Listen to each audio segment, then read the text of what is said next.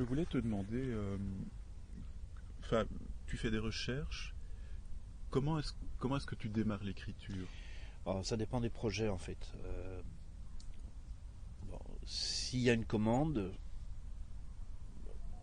il y a presque nécessairement une recherche à faire. Enfin, ça dépend. Encore dans les commandes, il y a plusieurs cas de figure. Mais si c'est une commande, par exemple, comme celle-ci ou comme d'autres que j'ai eues ces dernières années, qui est liée à un territoire, liée à une histoire, ben forcément, il y a une immersion à faire. Donc, comme je le disais tout à l'heure, il y a à la fois l'immersion personnelle et intime, et puis il y a à faire des recherches.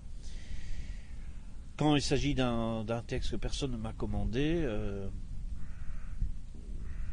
en général, au départ, il n'y a pas de recherche, il y a une envie, il y a un désir, il y a quelque chose qui déclenche l'écriture, ça peut être une colère, ça peut être tout ça.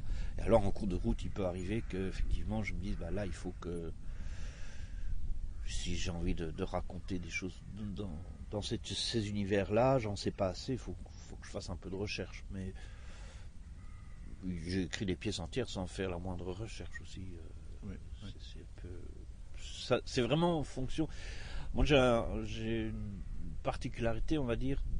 J'ai écrit quand même maintenant presque une cinquantaine de pièces. Et mon fantasme d'écrivain, c'est aussi d'être chaque fois un autre auteur. Je ne vais pas jusqu'à faire comme Pessoa, mais dans ma tête, j'aimerais bien. J'ai pensé à un moment pour certaines pièces, je me dis bah tiens, je vais l'envoyer ou la faire lire m'inventer une biographie d'auteur qui n'existe pas. J'aime bien donc essayer des choses différentes, d'aller dans des univers différents, dans des styles différents. J'écris aussi beaucoup pour le jeune public, ce qui est vraiment très important pour moi. Donc j'essaye je peux avoir des pièces très très bavardes, vraiment, il y a un texte là qui va se jouer bientôt qui s'appelle Childéric. Vraiment, c'est de la logorée, quoi. C'est une phrase de 12 pages comme ça, très très baroque. Et puis après, je peux aller dans des écritures très dans l'économie, où je passe mon temps à couper, où c'est vraiment au cutter, quoi.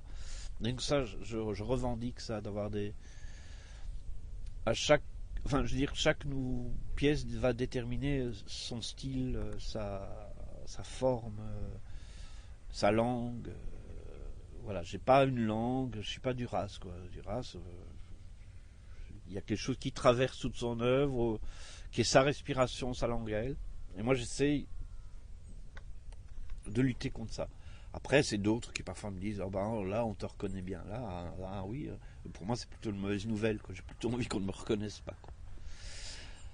Et après, le problème des commandes aussi, le problème essentiel des commandes, c'est que il y a le désir de l'autre. Il y a donc tout ce qu'on suppose que le commanditaire attend, espère, et voilà. Et moi, j'essaye quand même, dans une mesure différente à chaque fois, quand même de correspondre à quelque chose que je suppose qu'il attend. Ce qui est très dangereux parce que parfois je me plante. Ou parfois ce qu'il attend, c'est pas ce que je crois qu'il attend, ou voilà. Donc ça, c'est une chose compliquée.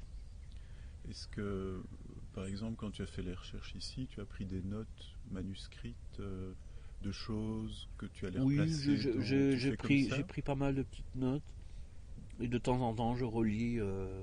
Voilà, oui, je prends des notes. Ici, j'en ai pris pas mal parce que j'ai des choses des motifs, qui sont tellement loin de mon univers qu'il fallait que des motifs. Oui, ou même des vocabulaires, le vocabulaire des carriers, etc., qui est assez poétique d'ailleurs, hein, les épaisseurs, les rompeurs, tout ça. Ouais, tu parlais même de la peau de la pierre. Oui, voilà, mais ça, c'est un monsieur qui m'en a parlé, ça m'a frappé. Je l'avais enregistré d'ailleurs, un ancien épinceur.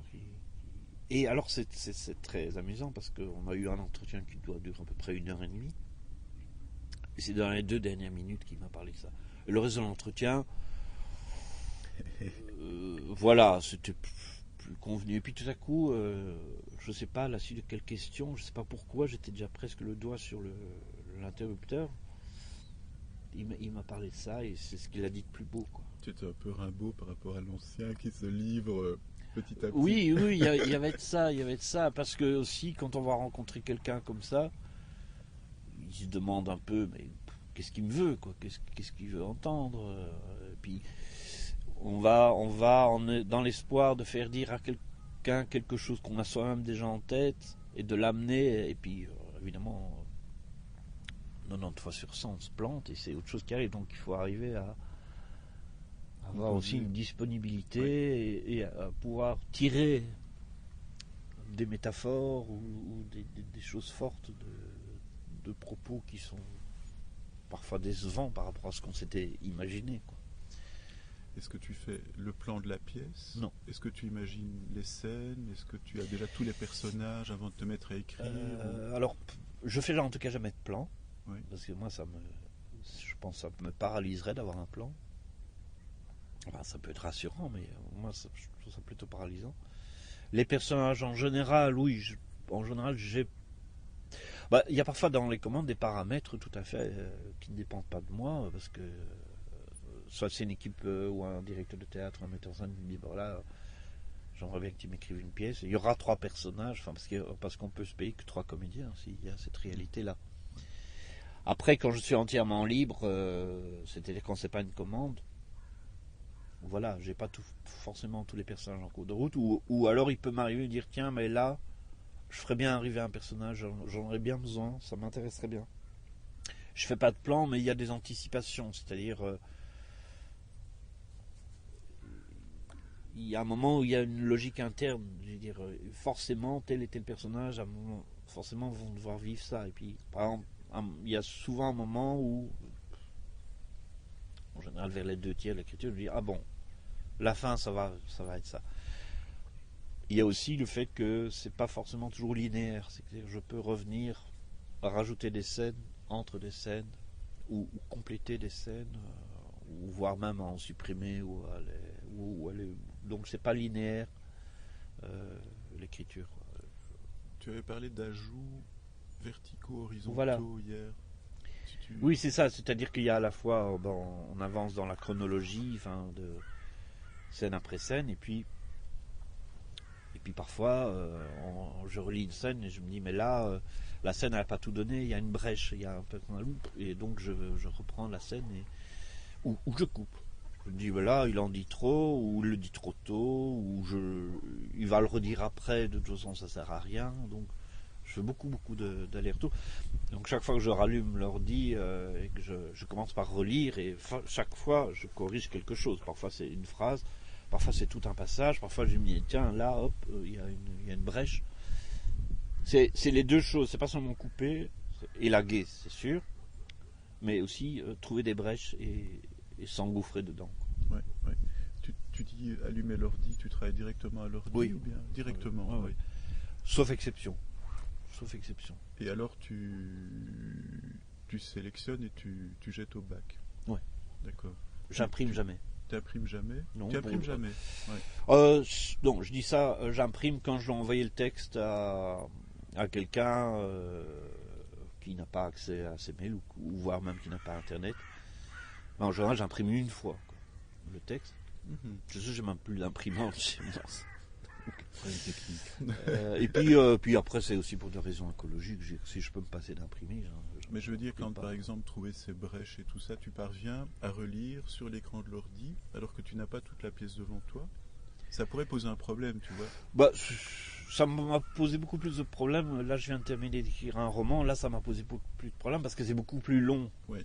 Et donc, je sais qu'à un moment, j'ai écrit ça, mais je ne sais plus où parce qu'il y a 200 pages. Et donc là, ça prend plus de temps. Non, j'ai pris l'habitude de ça. Ça s'est pas fait.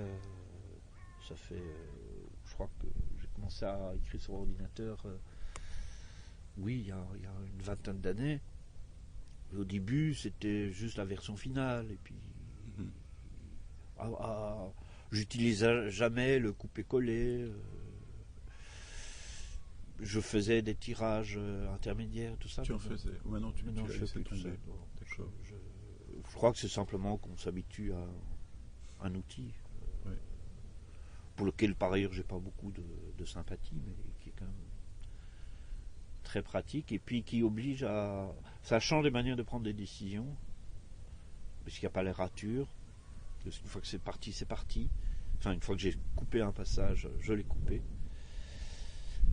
Surtout que je fais... Parfois, ce qui m'arrive, c'est quand j'ai terminé une première version d'une pièce et que j'ai du temps et que je la reprends, là, je garde la première version, je me la recopie pour la modifier. Ça m'arrive. Parce que je me dis, voilà, je veux dire, peut-être je reviendrai à des choses. Mais c'est rare. La plupart du temps, j'avance. Et quand j'ai décidé de couper, c'est inéluctable, quoi. C'est fini. Donc tu restes sur le même document et tu n'enregistres pas progressivement tes documents. La première version, tu l'enregistres, puis tu enregistres sous pour avoir version 2. Non, tu restes sur le même document qui évolue. Voilà. Ok, d'accord. Qui évolue. Et donc chaque fois que je rallume, je relis. Ouais. Pas toujours tout. Bon, je traverse, tiens, je m'arrête, moi, je lis. Et à tous les coups. C'est pour ça que c'est les commandes, c'est aussi à un moment, il y a un coup près, dire maintenant il faut le remettre parce qu'à tous les coups, je corrige. Ouais. Je corrige les choses, je change les choses, et ça, à mon avis, c'est infini. Ouais. Sauf si, par exemple, le roman que je viens de terminer, je m'étais dit, bon, j'ai terminé les premières versions, je vais faire une correction. Tout relire et corriger. Et puis j'en ai fait 3, en fait. Et en me disant, maintenant c'est fini. Et je ne sais pas si je vais quand même pas encore en faire. Tu fais relire par quelqu'un d'autre tes textes ou bien tu te fais confiance? Je ne me fais pas confiance, mais je fais confiance à personne. Bon. Non, j'exagère, mais je fais pas. Je fais lire de temps en temps à ma compagne parce qu'elle est vexée si elle n'a pas le droit à la première lecture. Ça dépend des projets parfois. Bon, ici, que ça soit une commande, c'est sûr. Bon, je vais faire lire à Drouot, mais une fois que la première session sera complète. Oui, je fais, mais c'est pas systématique. Il y a des projets, surtout quand c'est pas des commandes, je fais lire à personne. Enfin, quand c'est fini, oui. Alors après, c'est des bouteilles à la mer, parce que quand c'est pas une commande, les metteurs en scène sont rarement intéressés par des nouveaux textes, parce qu'ils savent ce qu'ils veulent et ils savent ce qu'ils aiment. Et même souvent, un des problèmes des metteurs en scène, c'est qu'ils n'aiment pas les pièces de théâtre. Ils préfèrent adapter des romans ou à partir d'autres écritures parce que souvent ils perçoivent que une part de leur travail est déjà fait par l'auteur dramatique qui a pensé théâtre, qui a imaginé, et donc ils se sentent un peu dépossédés de ce qu'ils pensent être leur travail, selon quoi à mon avis ils se trompent, mais ça c'est un large débat, à savoir de faire une dramaturgie, d'amener un univers, etc. Donc c'est très compliqué de se faire jouer en dehors d'une commande. C'est-à-dire d'écrire un texte, de le proposer à un metteur en scène, c'est assez difficile, sauf quand il y a une histoire déjà entre un metteur en scène et un auteur. Ou alors l'autre chose que j'ai fait quelques fois, mais ça pose d'autres problèmes, c'est mettre en scène moi-même la pièce que j'ai écrite. Mais ça amène d'autres problèmes. Tu le fais souvent? Je l'ai fait 4 ou 5 fois. Je le referai peut-être encore. C'est un peu problématique parce que le comédien se trouve face à quelqu'un qui a toujours raison et c'est un peu appauvrissant pour le débat. C'est-à-dire que le comédien ne peut pas dire au metteur en scène oui mais je ne pense pas que l'auteur a pensé ça. Et de même, après quand je l'ai fait en général avec des gens que je connaissais bien, des comédiens que je connaissais bien, qui me connaissaient bien. Et notamment une des dernières, juste avant de quitter la Belgique, j'avais fait ça sur une pièce où on a commencé à répéter, la pièce n'était pas terminée, donc j'amenais, mais je savais que je pouvais le faire avec ces deux comédiens-là, parce qu'on est toujours d'ailleurs des amis et que ils allaient pouvoir accepter cette situation-là, parce que ça me permet aussi, ça me donne la liberté en tant que metteur en scène de changer le texte de l'auteur, ce que je peux pas, liberté que je ne peux pas prendre si je m'enseigne le texte d'un autre. Oui, c'est ça. Oui. Mais c'est une situation qui n'est pas toujours confortable pour le comédien. Je vais me mettre au soleil parce que je commence à avoir froid. Oui. Tiens, voilà le coussin. C'est plus confortable quand même.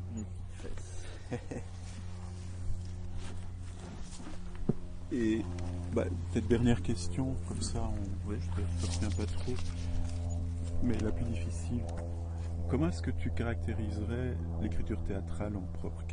c'est quoi une bonne écriture théâtrale par rapport... Tu fais aussi des romans, manifestement, tu as d'autres types d'écriture. Oui. Qu'est-ce qui fait, après toute cette expérience, 60 pièces, tu dis, c'est ça? Une cinquantaine. Oui. Comment est-ce que... Voilà. Ben d'abord, il n'y a pas une écriture théâtrale. Je veux dire, depuis Brecht et Beckett, en tout cas, je parle de l'écriture francophone.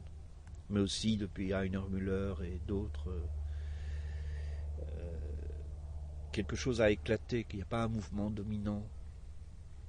Il y a pu y avoir des mouvements dominants dans l'histoire de l'écriture théâtrale, hein, le théâtre classique ou le théâtre shakespearien ou Brecht ou Tchekhov. Maintenant, il y a beaucoup de voies différentes. Moi, personnellement, je m'inscris dans une continuité assez classique. Voilà, mes auteurs de référence, c'est quand même Tchekhov et Brecht, on va dire. Mais je m'inscris quand même dans des dramaturgies assez, tu as entendu, c'est assez classique. C'est fortement inspiré. Aujourd'hui, la dramaturgie théâtrale est quand même très très inspirée du cinéma, des scénarios et même de la télévision dans des types d'écriture. Après, il y a d'autres gens qui vont beaucoup plus dans des expérimentations, dans des recherches formelles, etc., dans des recherches aussi liées à ce qui me fait toujours rire d'ailleurs, à ce qu'on appelle les nouvelles technologies, qui ne restent jamais nouvelles très longtemps. Enfin, bon, voilà, c'est un peu, il y a des effets, à la fois des effets de mode et à la fois des vraies recherches là-dessus. Alors, pour essayer de répondre à la question, qu'est-ce qui fait qu'une pièce est réussie ou pas, ça, je n'en sais rien. Je pense que c'est pour moi, en tout cas, quand j'ai l'impression d'avoir réussi plus ou moins une pièce, je crois que c'est lié à un équilibre entre une qualité de langue, ça à titre personnel, c'est très important pour moi, une qualité sonore, une qualité rythmique, une possibilité, enfin, que la pièce soit un matériau, un outil par lequel les comédiens vont pouvoir livrer une émotion au public, c'est plus de cet ordre-là. Mais c'est une question très vaste parce qu'il n'y a pas qu'une écriture. Moi, je suis parfois séduit par des écritures qui sont aux antipodes de ce que je fais. C'est peut-être d'ailleurs ça qui me séduit dans ces écritures-là, c'est qu'elles sont des ovnis pour moi. La particularité quand même principale du projet d'écriture théâtrale, c'est qu'il n'est pas, il est destiné, il a besoin des acteurs. On peut se passer éventuellement de metteur en scène, mais on ne peut pas se passer des acteurs. C'est la seule chose dont on ne peut pas se passer. Il y a deux choses dont on ne peut pas se passer au théâtre, c'est l'espace et les acteurs. Oui. À la limite, on peut se passer d'un auteur. Je veux dire, les acteurs peuvent peuvent être aussi auteurs, mais donc cette chose-là, pour moi, elle est centrale. L'acteur. Il va y avoir des acteurs. Oui. Et les acteurs, c'est quoi? C'est des corps, c'est des voix, c'est des âmes, c'est des regards, c'est des forces, c'est du son, c'est de l'énergie, c'est des vibrations. Et donc, je ne sais pas ce que je fais avec ça, mais je sais que c'est dans ma tête, quoi. Oui. Je sais que c'est dans ma tête que ça. Et donc, par exemple, je travaille à voix haute. Je relis à voix haute, sans arrêt. C'est pour la respiration, le rythme. Est-ce que tu fais pas pour les romans? Moins. Là, si dans la correction, pas dans l'écriture. Dans l'écriture, je parle beaucoup de l'écriture théâtrale. Ici, je l'ai fait dans le roman, je l'ai fait pour la phase de correction. Ouais. Pour vérifier plutôt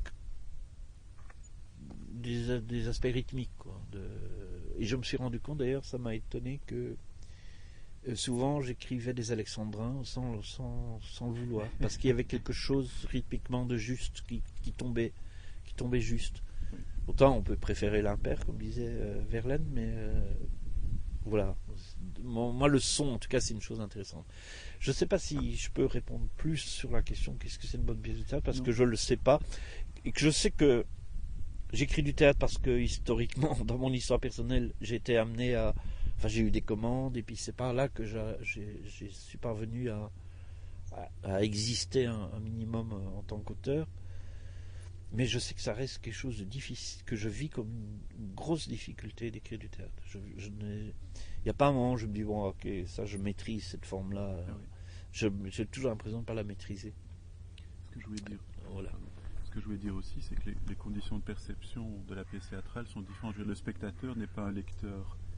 Donc quelque part, le dramaturge, enfin l'homme qui écrit des textes pour le théâtre, doit aussi travailler sa langue pour que des types assis dans le noir... oui, c'est sûr. Tu parlais de retenue, par exemple, à un moment. Oui, ça c'est plus sur l'aspect... Il y a deux aspects principaux, c'est la scénarisation, c'est-à-dire... voilà, comme au cinéma, comment on construit l'histoire. On peut avoir une histoire, c'est pas tout d'avoir une histoire, mais comment on va la raconter. Par contre, comment les dévoilements successifs, tout ça, c'est la part la plus ludique pour moi. Tiens, voilà, quel personnage va croiser qui, qu'est-ce que le public sait que tel personnage ne sait pas. Enfin, toute cette triangulation-là, elle m'intéresse. Et puis l'autre chose, c'est que on est aussi compositeur, c'est-à-dire qu'on écrit du son. Un romancier aussi écrit du son, sauf que le lecteur il va pas lire à voix haute, le son il se fait à l'intérieur. Tandis que effectivement le spectateur va se trouver face à des acteurs qui vont proférer quelque chose ou chuchoter quelque chose ou murmurer, donc il faut que le texte puisse les amener à avoir cette dynamique-là, à avoir donc des occasions de colère, des occasions d'intimité, des occasions d'exaltation, qui est vraiment une chair sonore. Ça c'est indispensable pour moi. Et que le travail sur la respiration aussi, je veux dire, écrire des tirades où l'acteur peut éructer, où il donne l'impression qu'il va mourir, qu'il va exploser parce qu'il est dans une colère, ou au contraire où il est dans l'extrême retenue ou dans l'extrême dans le murmure. Tout ça, c'est penser au souffle. Oui, le souffle, le rythme, c'est l'aspect compositeur. D'ailleurs, moi j'avais, enfin, c'est toujours étrange de dire ça, mais j'aurais voulu, je pense, être musicien plutôt, être compositeur ou chef d'orchestre ou des choses. Voilà, jamais, parce que ça s'est pas trouvé dans mon enfance, dans mon adolescence, d'être confronté ou d'avoir la possibilité de faire la musique. Mais je pense qu'il y a quelque chose de cette frustration-là que je règle dans l'écriture théâtrale. Tu joues d'un instrument? Non. Tout non. J'écoute beaucoup de musique et j'ai organisé un festival de musique classique dans une autre vie. J'ai fait une émission de radio avec de la musique. Oui, ça, je me suis beaucoup intéressé, je m'intéresse encore beaucoup à des biographies de compositeurs, notamment Schubert ou Mahler. C'est quelque chose qui m'intéresse. Voilà, je sais, la musique, c'est une chose qui compte beaucoup. Dans les pièces, notamment les pièces jeunes publics, j'ai écrit souvent des chansons. Je n'ai pas les compositions, mais j'écris les paroles des chansons, j'aime bien ça. Oui. Mais je serais incapable d'écrire des chansons pour écrire des chansons. Je peux en écrire quand c'est dans le cadre d'une pièce. Voilà. Merci. Oui, merci à toi. Je ferme.